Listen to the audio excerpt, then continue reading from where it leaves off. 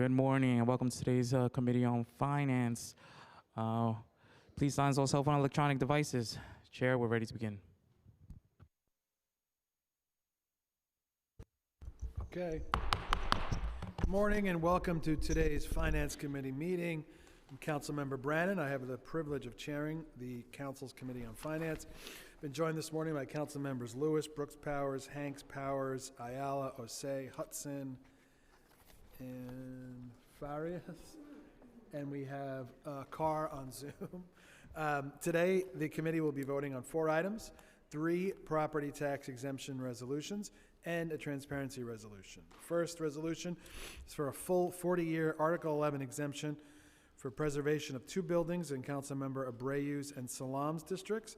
Both buildings will undergo moderate to substantial rehabilitation, with AMIs restricted to 60 and 80%. Second resolution is for a full 40-year Article 11 exemption for preservation of 20 buildings in Councilmember Feliz and Stevens district. The buildings will undergo a facade repair, window and insulation work, mold remediation, mailbox replacement, and building envelope ceilings.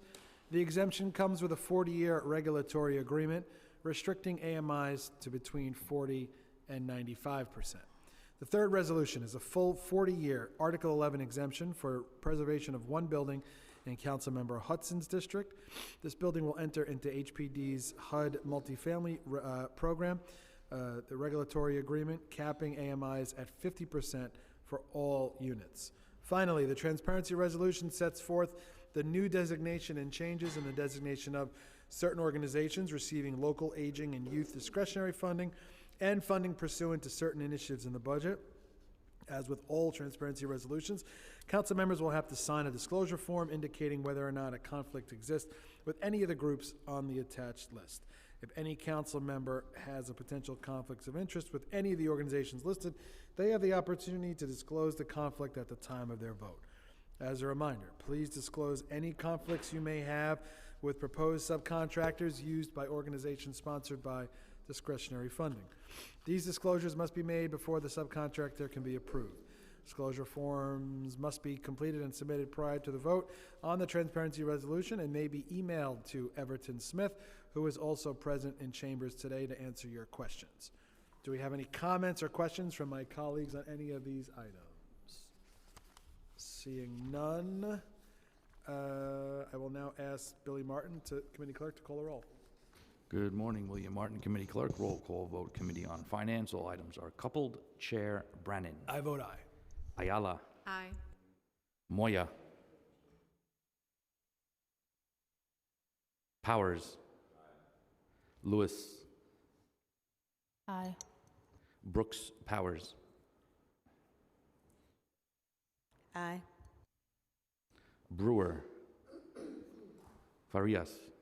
I'd like to disclose on the record that my parent is an employee at NYU Langone and my sibling is a student in Astor Collegiate. That may be in this transparency resolution, and I vote aye on all. Hanks. Aye. Aye. Thank you. Hudson. Aye. Osei. Aye. Sanchez. I'd like to disclose on the record that my sibling is a lecturer in CUNY, and I vote aye. Thank you. Stevens. Oh. Thank you. Williams. Juan.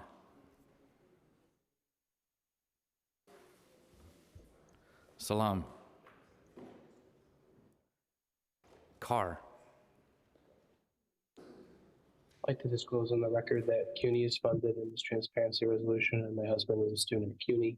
I vote aye on all. Thank you. With a vote of 12 in the affirmative, 0 in the negative, and no abstentions, all items have been adopted by the committee.